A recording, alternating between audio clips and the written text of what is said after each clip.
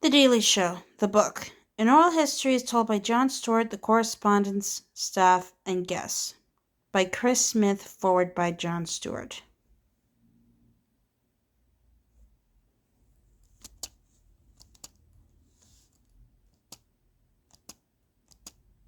For Lila, Jack, and Lisa. Foreword by Jon Stewart. It was the summer of 1998 and I was riding a wave of Disney show business success. I was a 35-year-old New York City stand-up comic with a canceled talk show, an unproduced screenplay, a book of unpublished essays, and two upcoming roles in independent films critics would almost unanimously hail as speaking parts. Life was good.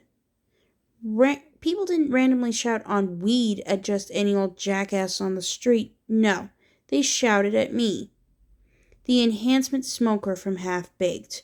Did I have any starring roles lined up? Any so-called mainstream successes? Or creative focus? Or ideas?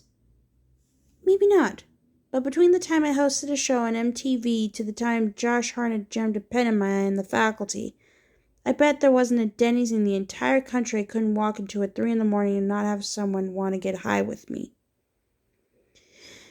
So, when my old MTV bosses, Doug Herzog and Eileen Katz, and my old talk show executive producer, Madeline Smithberg, called to talk about the soon-to-be vacated hosting job at Comedy Central's The Daily Show, I was relatively cool on the idea. I actually was.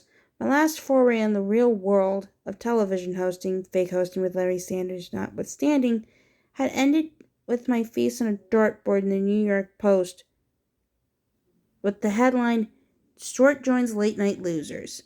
That'll leave a mark. So, present lack of success didn't quite mitigate fear of future failure. My girlfriend at the time, and now wife Tracy, felt differently.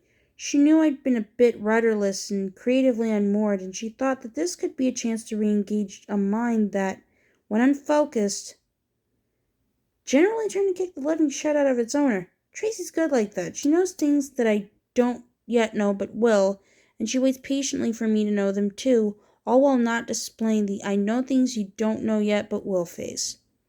It was a big decision, the kind you can only make while down the Jersey Shore overpie. So, sitting at the big horseshoe counter at Holiday Snack Bar, Long Beach Island, Tracy and I made a list of pros and cons. Pro, it's a job, but cash money. Con, gotta get up early and wear a tie. Pro, only have to wear a tie for like 20 minutes a day. Con, wasn't sure this show was my sensibility. Pro, maybe it could be. Con, if I screw this one up, the president of show business may kick me out this time for good. Pro, from Tracy. It seemed like an incredible chance to make a funny, smart show about things I really cared about. Con, the rightness of our position meant I couldn't have any more pie. After the decision, the next 16 and a half years are a bit of a blur. I know we enjoyed some incredible highs, endured some terrible tragedies, saw friends and colleagues come and go. I may have called the president dude at one point and gotten a gospel choir to sing Go Fuck Yourself as joyous refrain. I don't miss the grind. I miss my friends. We may not have hit the mark with each bit, definitely left some laughs on the table, but damn, I'm proud of that place. We never forgot what a privilege it was to have a platform. I believe we treated the opportunity with the respect it deserved, and we worked our asses off to get better at doing the show, and damn the talent that I got to work with day in and out. And somewhere along the line, the process of making that show became the mechanism by which I worked through my own emotions about the world. That's hard to replace. That morning meeting when we plotted the day, writers, producers, correspondents, PAs, and interns. Always interesting, often illuminating, sometimes challenging, occasionally heated, and once or twice ferocious. It was a process that forced me, to evolve, to grow and learn, to disappoint myself only to have an opportunity for redemption the very next night. Not just on the show, but in the hallways and offices. The people there made me be better, and every night we got to present the meal we'd made. There really was nothing like waking up in the middle of the night feeling anxious and angry and hurt. Feeling like the institutions of our great nation were no longer functioning, that the entire political politico/media landscape was an incestuous circle jerk of inoperable self-interest, ignoring even the simplest of solutions for a status quo that can't and shouldn't hold. And coming into work the next day to have that complete goulash of sadness and fear drained by having Justin Shabo build a giant wheel of dildos for that night's program. This show was, and will always be, the honor of my professional life. I could never wrap my head around putting it or my experience there in any coherent context.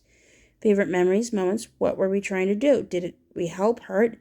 It was too big a meal for me to even try to digest. I'm really grateful to Chris for taking on the challenge, and casting as wide a net as he could to bring many voices that would speak to the task. I look forward to reading this book and finally finding out what it was really like to work at the Daily Show. Just don't tell me how it ends. I get canceled, don't I? Damn it. My wildest dream for the Daily Show when I started was, this will be fun, hopefully we'll do it well. Success for me would have been feeling like I figured it out, that I got to express the things I wanted to. It was never, I want this to be a cultural touchstone, but only for a small portion of America. And I was hoping to stay on TV longer than 9 months this time. Jon Stewart.